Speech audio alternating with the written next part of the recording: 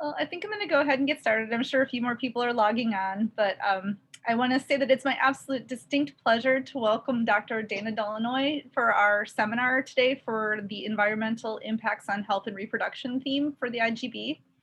Dr. Dolinoy is a professor of environmental health sciences and nutritional sciences, and is also the NSF International Chair of Environmental Health Sciences at the University of Michigan Medical School of Public Health. She's also the faculty director of the Epigenomics core at Michigan Medicine. Dr. Dolinoy is the world expert in toxicoepigenetics, which is, in a nutshell, and I'm sure she's going to tell us a lot more about this, how nutritional and environmental factors interact with epigenetic gene regulation to shape health and disease. She's won many amazing awards. I just want to point out two. One is the NIH Director's Transformative Award to develop piRNA epigenetic editing, and the Society of Toxicology Leading Edge and Basic Scientists Award. She's been active in training students and postdocs, has authored more than 125 manuscripts and 10 book chapters. So she's extremely accomplished and a wonderful speaker, and I'm so glad that she's here for our seminar series today. Thank you, Dina. Great. Well, thank you. Good afternoon, everyone. I think I can say that it's noon in Illinois. It's 1 o'clock here in Michigan. We are on Eastern Standard Time. Many people don't realize that, but I know we're all experiencing a very similar weather of this little bit of warm up. It's not in the single digits. So I really appreciate the opportunity to be here with you and your colleagues today. Thank you, Dr. Raceman, for the invitation to be there virtually. And I enjoyed my meetings this morning and also looking forward to the ones later in the afternoon. I'm really excited to hear about this new group that you have formed that combines reproductive sciences with genome sciences, and now this interest in toxicology and environmental health sciences. It's a really active area of research. And today, I'd like to focus on the interaction of the environment and our genome through what we call an epigenetic lens. And to get us all on the same page, I'd like to reflect, it's been over 20 years now, but we had the Human Genome Project, which helped identify the some 300 billion bases and 20,000 genes that make up much of who we are, how we grow, whether we get sick or remain healthy. But the Genome Project didn't tell the whole story. It failed to identify the instruction book that tells these thousands of genes when to turn on, where to turn on, how to react to various environmental stressors. And so all of that is the job of the epigenome. We also know that our cells, and specifically the nucleus of our cells, has this packaging problem. How do you pack 2 meters in length of genetic material into the cell's nucleus when cells are only 10 to 100 micrometers? And we use epigenetics to help solve this problem. So a very simple definition of epigenetics is heritable changes in gene expression that occur in the absence to changes to the DNA sequence itself. So the packaging of this DNA, and we do this through mechanisms like DNA methylation, histone modifications, small non-coding RNA, this packaging of DNA creates both challenges and opportunities for gene regulation.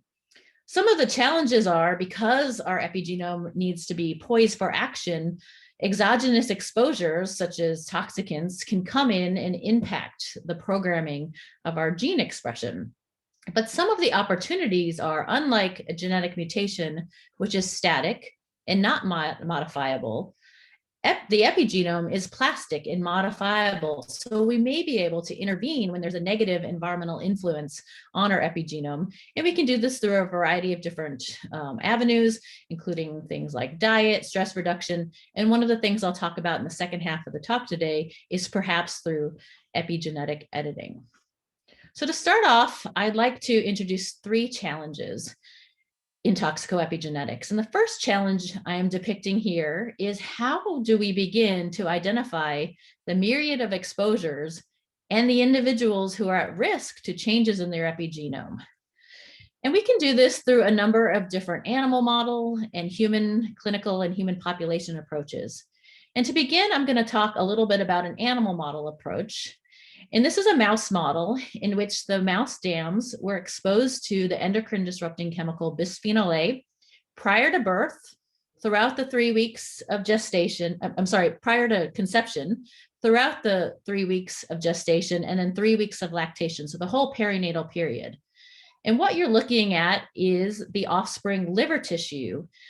And you're looking at about 1 kilobase upstream and downstream of a transcription start site of the gene. And if you stare at this data long enough, you can begin to pull out a couple of different themes. The first here is there are a number of genes that are gaining DNA methylation in the high exposure group. So this is bisphenol A put in the mom's diet at 50 milligrams per kilogram diet. This is a level that's somewhat higher than typical human exposure, but not well outside of the range.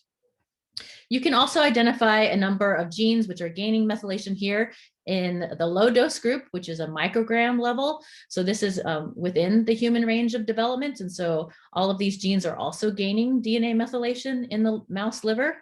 But interestingly, there's a subset of genes here that only gain DNA methylation in the low exposure group. And so this is some beginning data to help explain what you see as the non-monotonic effects in lots of endocrine disrupting chemicals. Perhaps it's acting through epigenetic changes. You also see the same non-monotonic effects here on the bottom. So these are genes that lose DNA methylation upon perinatal BPA exposure. And the vast majority of genes that are losing DNA are only in the microgram exposed group and not in that milligram exposed group. So if you take these genes and you compare them to the comparative toxicogenomic database, you can also see a number of genes that had been previously identified in other researchers to be differentially gene expressed following bisphenol A exposure. So because so much omic data is now publicly available, you can begin to compare your own data, which in this case was DNA methylation, with publicly available data in this case, which was gene expression, and begin to understand more about the mechanisms. So if we ask a database program, what are these genes doing? What kind of pathways are they operating in? You can see some trends to emerge. So remember, this is a 3-week-old mouse liver that had seen bisphenol A in utero. And so we see that there's altered DNA methylation in immune response genes, as well as in metabolism. So keep those two things in mind, because there'll be a little bit of a pop quiz in a few slides. So as we begin to move from animal models to human population approaches, there's a number of different techniques that we can do, but what we almost exclusively cannot do is get access to the target tissue of interest. So if you're thinking about endocrine disruption, you guys might be thinking about them as reproductive toxicants. I often think about them as metabolic toxicants. We're not going to get access to liver and pancreas and other metabolic target tissues in a very easy way. So in that case, we have to rely on biologically available DNA. And in this case, one study I'm going to talk to you about girls residing in urban versus rural areas of Egypt, we were able to get their saliva DNA. And we also had information about whether these girls had been exposed to many different endocrine disrupting chemicals. I'll focus on bisphenol A, but we also had information on phthalate exposure. And what we saw was that girls who were exposed to higher levels of bisphenol A, you can see here, had on average 2,000 differentially methylated CpG sites in their saliva DNA epigenome. This was compared to about 250 sites that varied by age. So the girls were between 8 and 12 years of age, and over 500 sites that varied by body mass index. So this is just a reminder, as we move from controlled rodent studies to human studies, there's a lot of different variables that are also going to affect the epigenome, including age and things like body mass index. So if you take these 2,000 genes and you say, who are you? Where are you operating in these girls' saliva DNA? We begin to see some similar trends to that mouse liver. We see genes that are enriched for metabolism and genes that are enriched for immune response.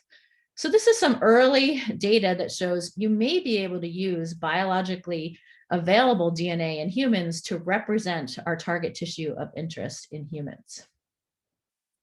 So as we begin to think about more solutions for identifying individuals or populations and then individuals at risk for environmentally induced genes on the epigenome, there's a lot of opportunities.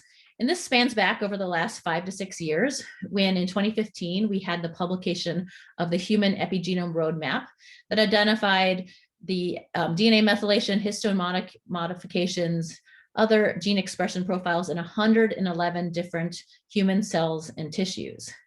But what the Human Epigenome Roadmap did not do was identify any toxicant related responses. And so there's a second consortium that was started in 2016 by the National Institute of Environmental Health Sciences that uses mouse as a model system for understanding whether target tissues like liver or brain or whatever you're interested in, pituitary, can be evaluated using target tissues. In this case, thinking about blood, because that is a target tissue that's often used in human studies, as well as skin. And in the mouse, we would use the ear. And so this is a pictorial of what's going on in the Target 2 consortium. You can see here that there are a number of different environmental exposures that are being evaluated by different labs across the country. They're looking at arsenic and lead, phthalates like DEHP, BPA, a couple of different groups looking at particulate matter, as well as looking at TCDD. All of the groups are looking at the liver and brain and blood as the surrogate, and there's a number of different epigenomic technologies being used, including a TAC-seq that looks at open chromatin, CHIP-seq that looks at histone modifications, as well as whole genome and enhanced reduced representation techniques to look at DNA methylation. And then all of these are being coordinated by our data coordinating center at Washington University to evaluate whether early environmental exposures can produce epigenetic marks that last throughout the life course. So up here at the top of the circle, you'll see that the animals were exposed throughout gestation and lactation, but then the exposure stops and animals are profiled at 3 weeks of age, at 5 months of age, and at 10 months of age. So this is a great opportunity for investigators who are interested in getting involved in environmental epigenomics, because all of these data, which also include data on other target tissues like heart and lung, are made publicly available through the Washington University Genome Browser. So go check that out if you're interested in any of these exposures. So here are some example data from the Target 2 Consortium produced by the University of Michigan. We are looking at lead as well as phthalates. What you can see here immediately, because I have separated out males and females, is that we often see sex-specific effects on the epigenome. And what you can see is there are hundreds of differentially methylated regions that are present in the female and male blood, as well as in the female and male liver. So the question becomes, what is the overlap between these hundreds of differentially methylated genes? And so remember, these are animals who are exposed to lead in utero and throughout lactation, but then didn't see lead for the next several months. So these are persistent epigenetic changes that occur. So what we see is that there are a subset of genes that vary by, that are consistent across liver and blood in females, about 188, and then even more in males. And so these represent target tissues that we can evaluate with biologically available surrogate tissues such as blood. And if you begin to hone in on the tissues, on the genes that are common between males and females, but also between blood and liver, the target tissue in this instant, we can see an enrichment for genes that are related to obesity, metabolic syndrome, and type 2 diabetes. And so this is very nice for thinking about the effects of exposures on metabolic outcomes, that a subset of genes can be queried and might be consistent across target and surrogate tissue. So now as we begin to go on, I talked to you a little bit about Target, which is focused on animal models. There also are opportunities to utilize existing human specimens and add on environmental exposures and epigenetics of interest. This program was started as CHEAR, which stood for Children's Health Exposure Analysis Research, but now it's been expanded to HEAR, which stands for Human Health. And so this is an opportunity for individuals who have biospecimens that have been produced through any sort of NIH funding to contact the HEAR program and add on exposomics as well as metabolomics. So it's a really great opportunity for us now to begin to collaborate across cohorts to begin to understand what environmental exposures are doing to the epigenome. And so these are some example data that you can do on human biospecimens. And in this case, I'm describing a really unique and precious biospecimen, which is the neonatal bloodspot, which is available in the state of Michigan since the mid-1980s, and a couple of other states where the families are consented for the storage and future use of the blood spot. And so in this study, we were working with pediatricians who were characterizing different age children for obesity. They were looking at infants, preschool age children, and then more tween pre-adolescent children for various different obesity outcomes and behaviors. But what we did is we asked the families, could we access the neonatal blood spot of the children and assess whether we could identify epigenetic biomarkers at birth that would predict obesity status in children. And this is just a really small pilot study, but you can begin to see here in blue that across the different age groups, we saw that bloodspot line-1 DNA methylation, and line-1 is a retrotransposon repetitive element that's prevalent across our genome. At birth, this showed a negative association with obesity. And in red, you can I'm sorry, I had my colors. And now in blue, you can see in IGF-2 that across several of the age groups, IGF-2, which is a genomically imprinted gene associated with growth and development, you can also predict obesity status later in life. And so this is just one example. I'm not showing you any environmentally relevant data, but one could presume that there were environmental factors on board during preconception or during the perinatal period that affected DNA methylation in the developing individual, and that at birth you could predict a disease outcome such as childhood obesity.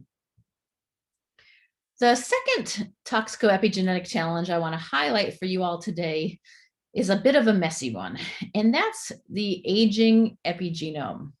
And there's two different things that go on when we think about aging. And the first is epigenetic drift. And so this is random stochastic up or down deregulation of the epigenome that varies with age. And you can see this here beautifully here from these data developed by Manuel Estelar, in which they looked at 3-year-old sets of twins and then 50-year-old sets of twins, and any epigenome that is similar is yellow, and any epigenetic mark that's different is in red or green. And so you can immediately see that the older age twins have higher epigenetic drift away from each other due to different environmental exposures that they've encountered throughout their lifetime.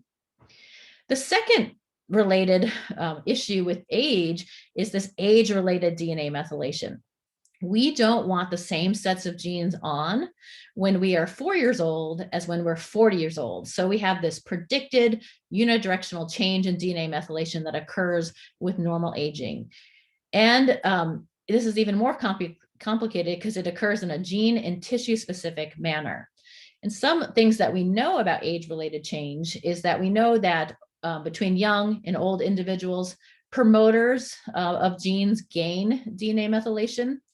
Especially this is one of the issues why as we age, you see aging, you see cancer, because tumor suppressor genes gain DNA methylation and aren't expressed as well. We also know that repetitive elements lose DNA methylation as we age. And so this is something that often needs to be considered in epigenetic studies where you need to standardize age or control for it.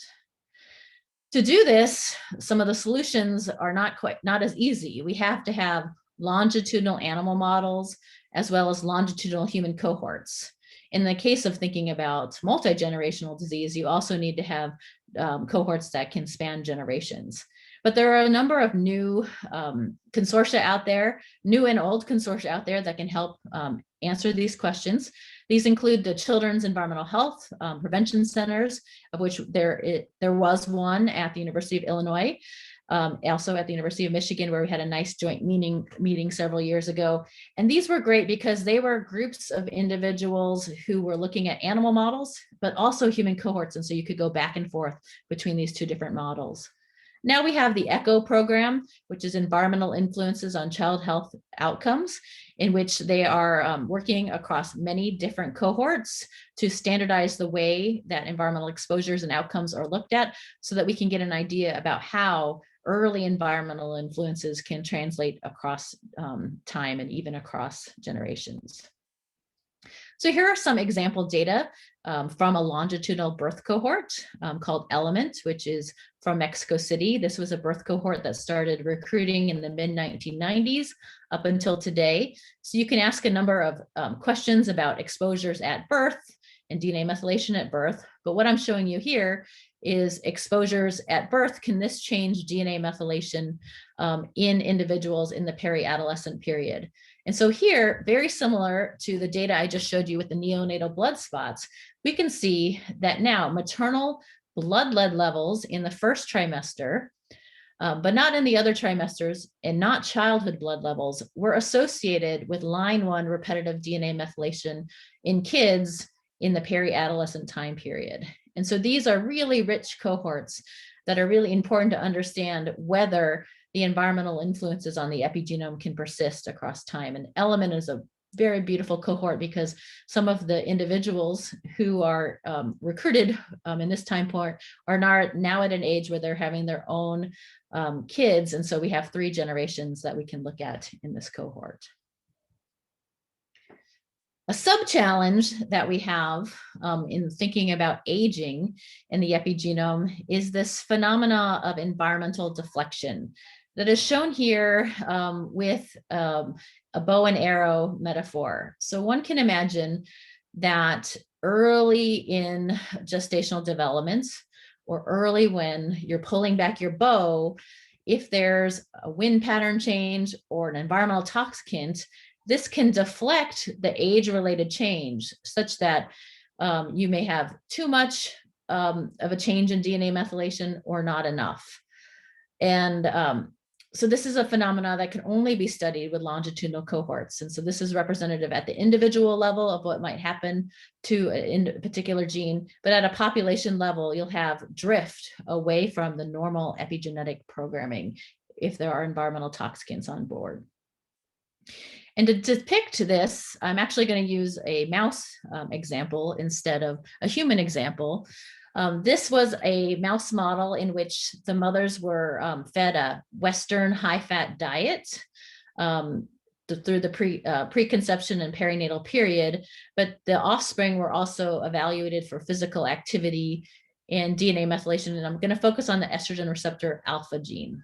And so here across the blood in these different age, these are mice at 2 months of age, mice at 4 months of age, and the same mice at 8 months of age. What you can see is that the red line at the estrogen receptor, it's supposed to increase in DNA methylation. But if a Western high-fat diet was on board in the mouse dams or the mothers, that muted that age-related methylation change such that those individuals did not gain DNA methylation. But, because I said the epigenome is hopeful, right? If there was a high instance of energy expenditure measured through our CLAMS machine, which you can see in purple, you were able to mediate the effect of the high-fat diet and recapitulate that age-related increase in DNA methylation at the estrogen receptor. So this is just one small, tiny example of how something like physical activity could moderate the deflection of a high-fat diet. And you can imagine that you could study this in relation to toxicants, in relation to other nutrition toxicant interactions across the life course. All right, so the last thing I want to focus on today is the big question that I've been alluding to. What are we going to do about this? Once we identify individuals who are at risk, once we understand which parts of the epigenome toxicants are affecting, what can we do about it? And to that, I turn to these viable yellow agouti mice. These are 2 genetically identical sisters in which you can see they have vastly different phenotypes. The yellow mouse has a lack of DNA methylation. It has open histone modifications at the agouti gene, which means the agouti gene is turned on all the time, especially in the brain, and they don't feel full and they continue to eat. While the genetically identical brown mouse, they have DNA methylation at their agouti gene.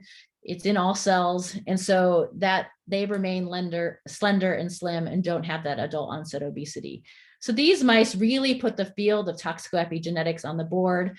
There have been many different studies looking at things like bisphenol A, alcohol, radiation exposure, and whether you can shift the coat color distribution of these animals from yellow to brown.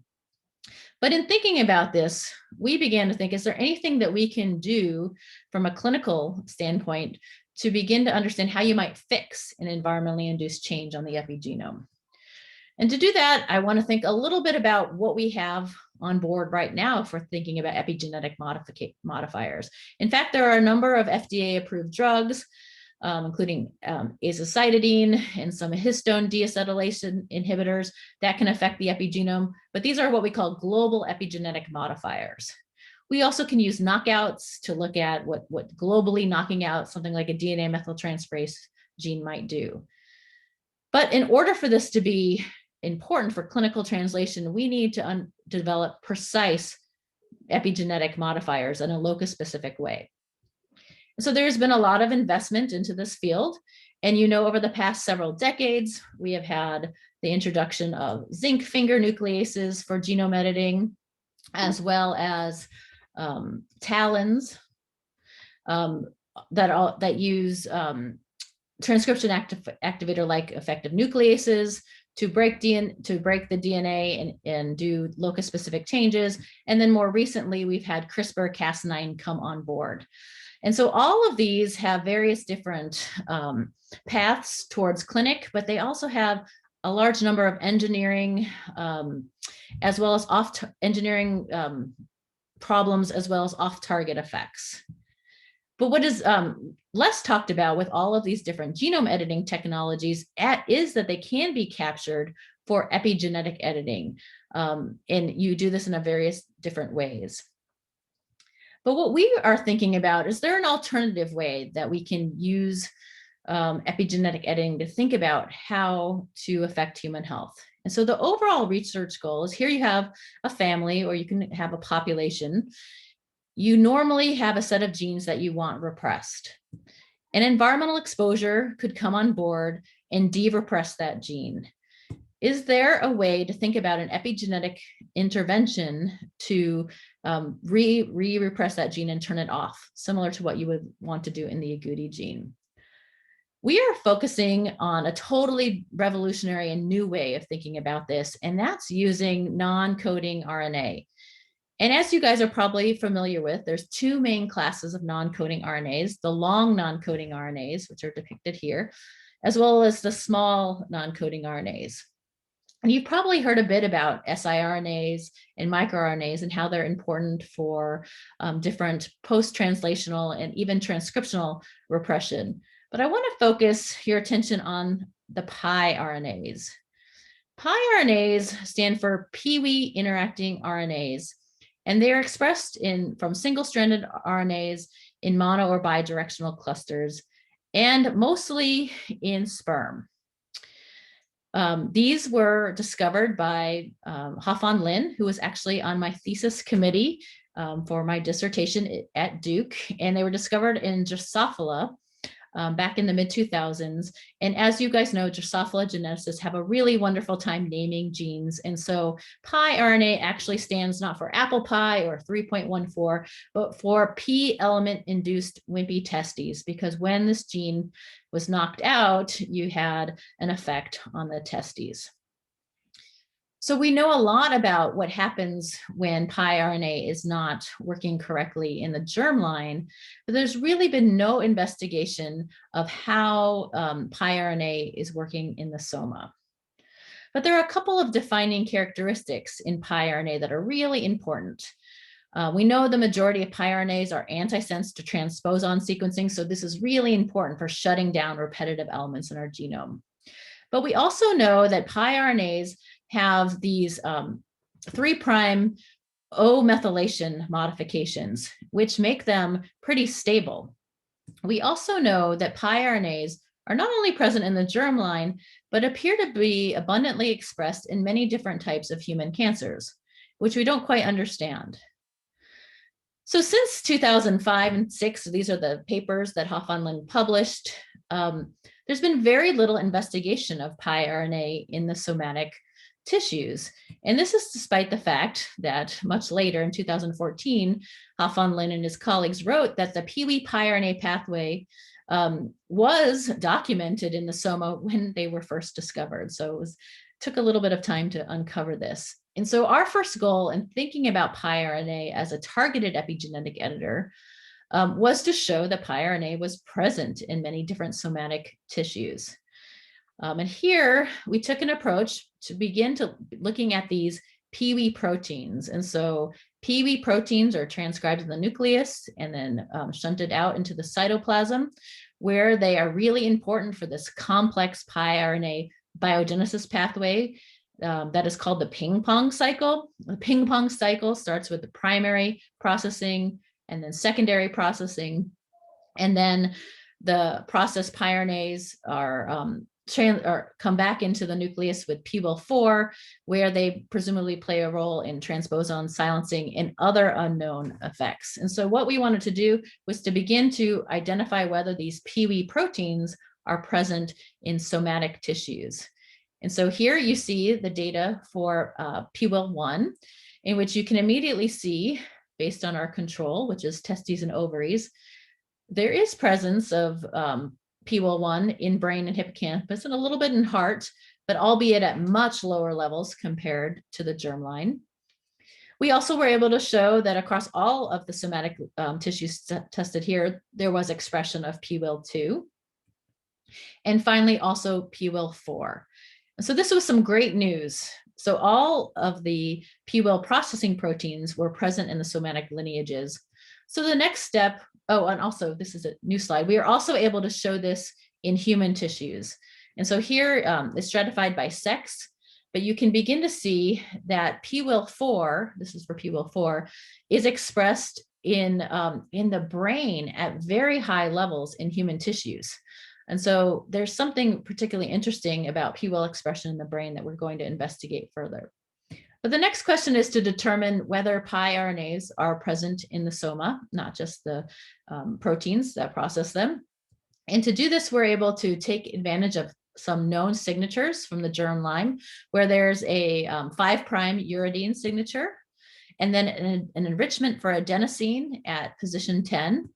And then there is this 3' 2'O methylation that is present. And that's particularly important because we can use a number of different techniques, but the one that we are going to use is involving sodium peri-adate treatment. And in sodium peri-adate treatment, all of the RNAs that don't have that O' methylation are degraded. And so you're left with mostly piRNAs. I'm going to go through this pretty quickly just for time, but there are a number of piRNA databases out there, and you can begin to see by the complexity of these Venn diagrams that there's not a lot of consistency across the databases. And that's because they're all using different ways to detect piRNA that have various negative implications in discovering false positives. So we believe the sodium peri-adate treatment is the way to go. And so what we have done is we've queried tissues in the mice that are untreated and those that are treated with sodium peri-adate. And you can see our bioinformatics pipeline here.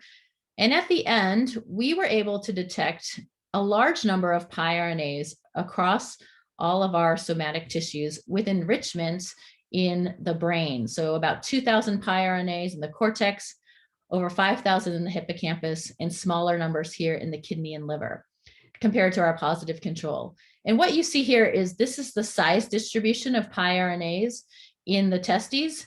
What you can immediately see is that the piRNAs in the somatic tissues are shorter in length. So these are about 20 to 24 nucleotides compared to up to 32 nucleotides in the testes. And they show this uridine in the first position, as well as the enrichment of the adenosine in the 10th position. What's really interesting about piRNA is that they are tissue specific. you can see some overlap between our somatic tissues and the testes, but as you can see, this is in the low double digits compared to the thousands that are detected. There are 45 piRNAs that are consistently detected across the hippocampus, cortex, kidney, and liver. So what this is showing is that these piRNAs probably have tissue-specific functions that should be investigated further. Okay, so in summary, we have shown that piRNA machinery is present in somatic tissues at lower levels, but albeit there. These piRNAs are structurally similar to the germline, but they are shorter in length, and there's high sequence overlap between the somatic tissues compared to the tissues, and that a comprehensive piRNA database is required, and we're working on that. But the big question I want to get to you now is, can we harness piRNAs for epigenome editing technology? So we return to our viable yellow agouti mice, and the question is simple: can you take a yellow mouse that has less than 10% DNA methylation across its different tissue types and induce DNA methylation with a piRNA and protect that mouse from adult onset obesity? So before I show you the data, I want to, this is always hard to do on Zoom, but I want to introduce Scott and Mark Kelly, which some of you may know of because now Scott is the senator from Arizona, but a few years back, they were both astronauts, but only Scott got to go up into space for almost a year, just short of a year. But before he went up to space, they both agreed to donate biospecimens to be evaluated for many things, including DNA methylation. And it was found that Scott's space experience did induce many thousands of epigenetic changes. It was also shown that when he returned to Earth, that some of those changes went back to normal. So even though I only have an N of 1 here to show you today, this is our mouse that was injected with a piRNA that was engineered to be reverse complementary to the agouti gene. And after several months, you began to see a change in the coat color from yellow to brown that started at the head and proceeded across the rest of the body. So this is some of the first evidence that piRNA can be harnessed in a way to induce DNA methylation in an adult organism and change the DNA methylome. So these are some things I already went through. But there's some really important ongoing works and implications for this. We have parallel projects with a BDNF, which is a gene that's related to stress response. And we are working on creating a piRNA database so that other people can look at piRNAs across target tissues in the soma. But what we've really learned is doing this in an in vivo mouse model is quite challenging, figuring out the timing, dose, and other things related to the pharmacology of this. And so we've moved a lot of our epigenome editing to looking at mouse embryonic fibroblast cell lines and epigenetic editing.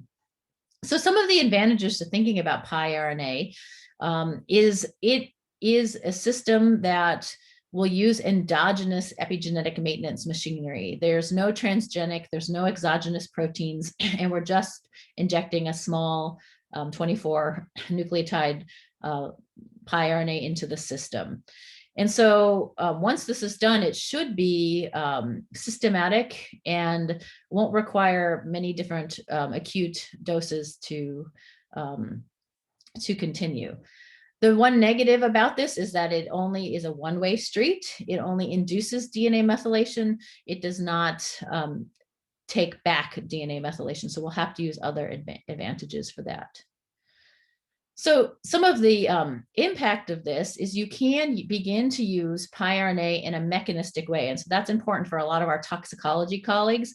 Once we see a change in an epigenetic response following an environmental exposure, we want to be able to investigate that in a more mechanistic way. And so piRNA can be harnessed for lots of laboratory studies, but it also could be used in a clinical way. So I mentioned that there are many drugs that are genome-wide DNA methylation erasers, and that can be quite effective in extending life in certain types of cancers, but there are a lot of different side effects what if we could co-administer piRNA with these cancer therapeutics and protect against the regions that we don't want to be demethylated? So that's one of the clinical things that we're thinking about. And then sort of translational was, so the pie in the sky that we have is, could you or would you even want to use piRNA to reverse environmental impacts on the epigenome?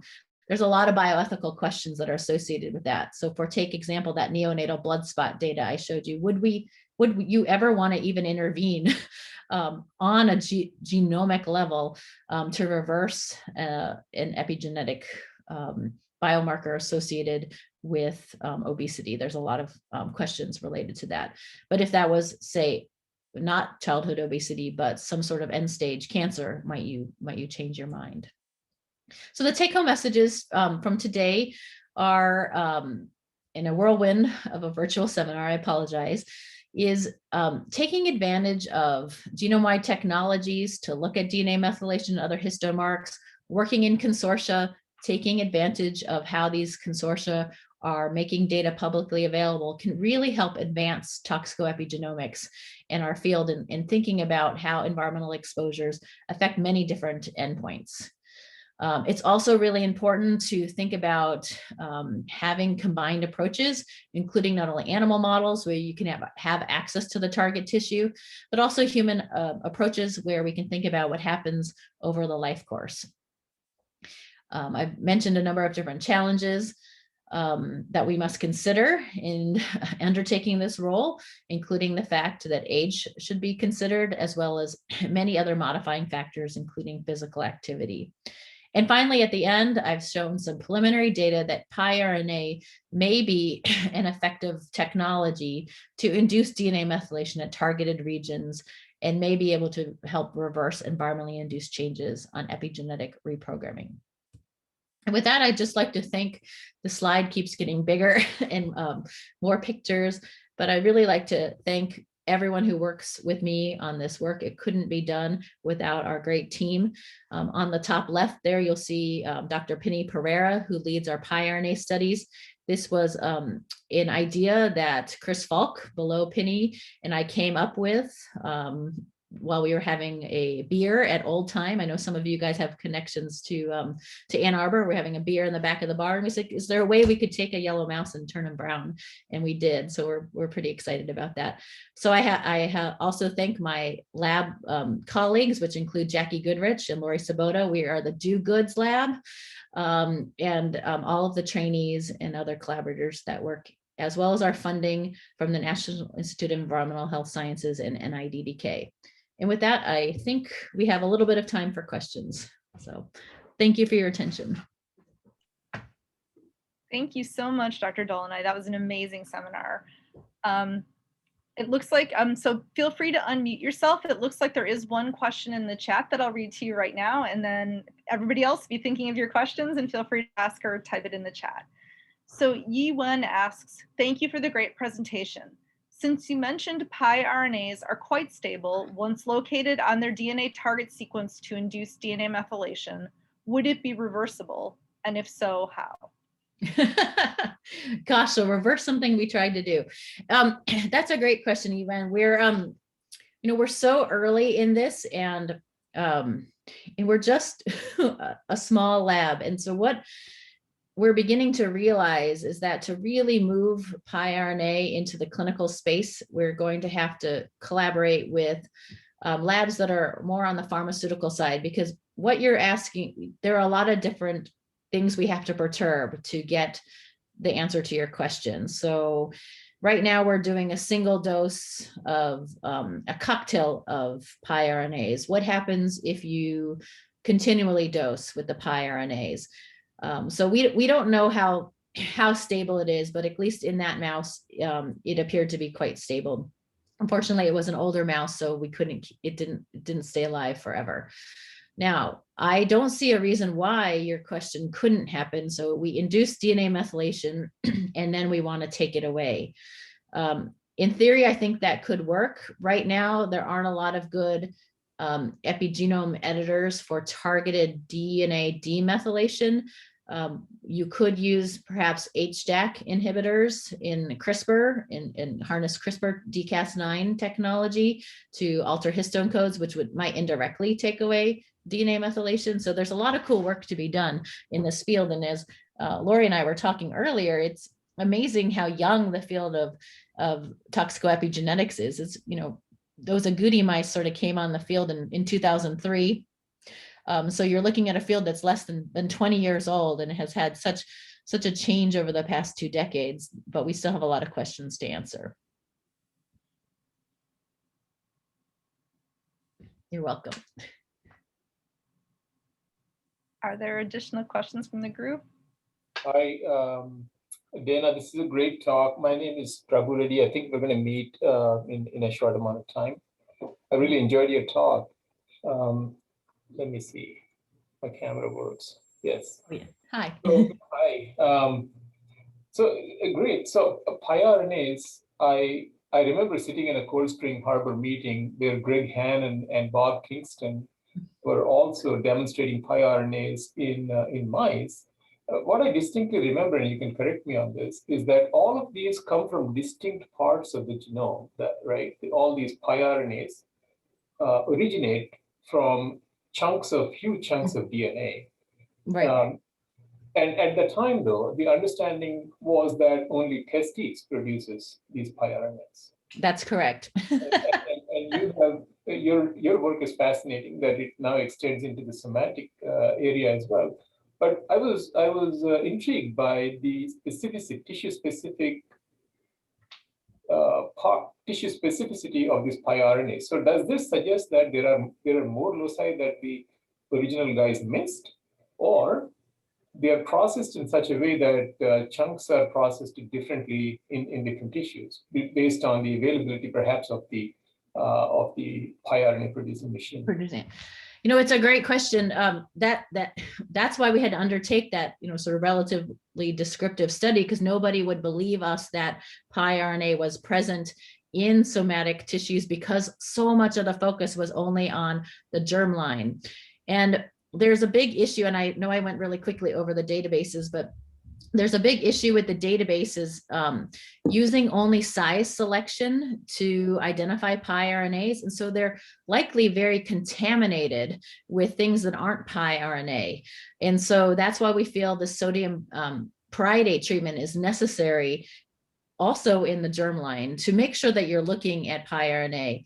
But what is the case is we've really focused even in the germline on the piRNAs that are targeting the repetitive regions, but there are germline piRNAs that are targeting regions that aren't repetitive. And so when we looked in the soma, we were seeing non-repetitive regions targeted, and they're tissue specific. So we don't understand why they're there. So this opens up a huge area of research that could be done to understand why piRNAs are so tissue specific. Okay. And I do have a second question about that beautiful converting of the yellow mouse into a black mouse. You did mention cocktail of piRNAs, but where are they going? Where are the injections going, and how is the epigenetic mark getting reversed?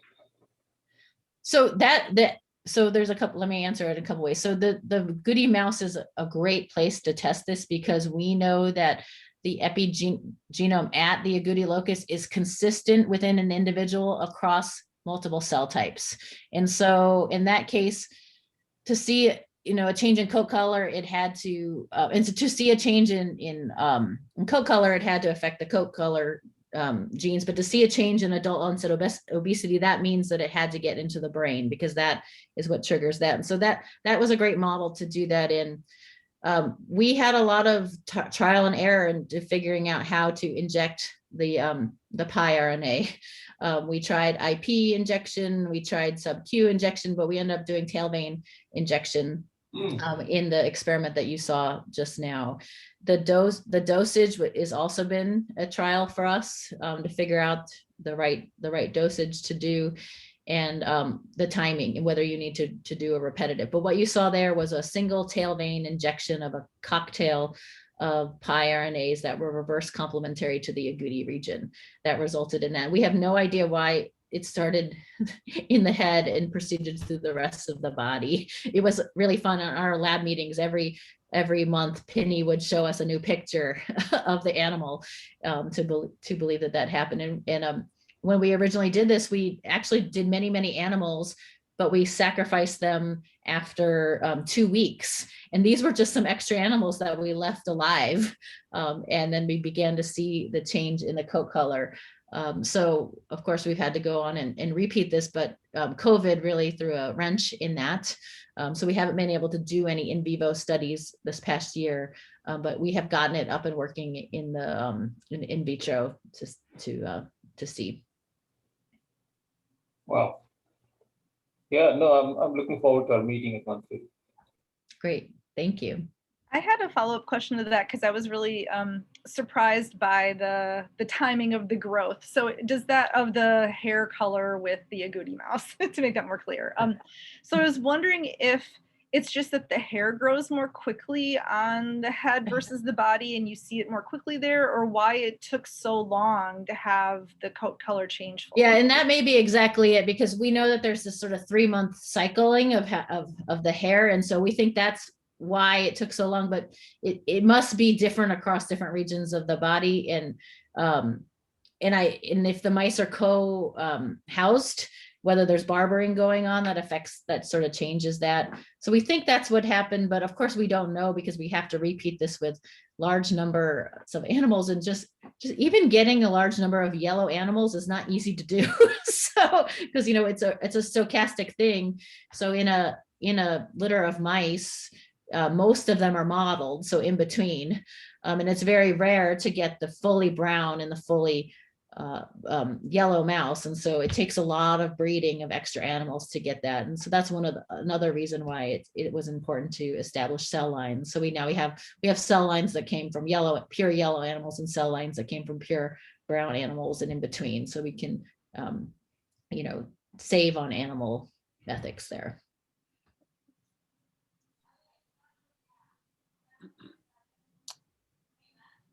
I have a question. Great talk. Really enjoyed it. Very novel and exciting. So one question I have is, it's very general. I'm sure you compared this with CRISPR, the standard CRISPR and other techniques, and since CRISPR is becoming more, commonplace, so how easy or difficult is it to implement this versus the other one? Yeah. So that is one question. Maybe you reviewed our last grant application. No, we have not done that yet. We should do that. This was Lori mentioned this was funded through the NIH Director's High Risk, High Reward program. It was a transformative award program. And so I encourage you guys to look at that, because there's some great science that can get through funding with that. But some of the challenges is you're not required to have a lot of that preliminary data that you just suggested would be really important. So as we're moving forward in trying to fund the future of this work, that is what we're trying to do. One of the reasons we've just stayed away from CRISPR as a technology is we know that it has a lot of off-target effects on DNA methylation. Rudy Yanish's lab has done some really great work looking at CRISPR with a effector protein for DNA methyltransferase, as well as some effector proteins that are related to the histone codes. So there is evidence that it works, but it's not completely effective, and it also has off-target effects. So we think that the other people should be pursuing that, but that's just not our main one. We wanted to try this because, people are amazed that they're like, we injected naked piRNA. I mean, it's really easy to make, except right now, all the biotech companies are getting shunted towards making the vaccine. So even to generate our piRNAs, we're on a 14-week lag right now because they can't make them that quickly because they're doing other things. So it's really a simple technology, and you can very quickly engineer it. Like all you need is a genome browser, right? And understand where you're trying to target. Yep. And so there's not a lot of other engineering background. So we focused on the positive things. I'm not saying that this is anywhere near ready for clinical human development, but there's still a lot of work that we need to do in the field of epigenetics. We're often criticized for being quite descriptive and non-mechanistic. And so being able to even have a tool to, in a mechanistic way, induce DNA methylation and look at effects is a win. Okay, great. Can I ask one more question if others don't have any? No, go ahead. Okay. So in the mRNA, how do you target the sites in terms of how contiguous the CPGs need to be and so on and so forth? Yeah, that's a great question. I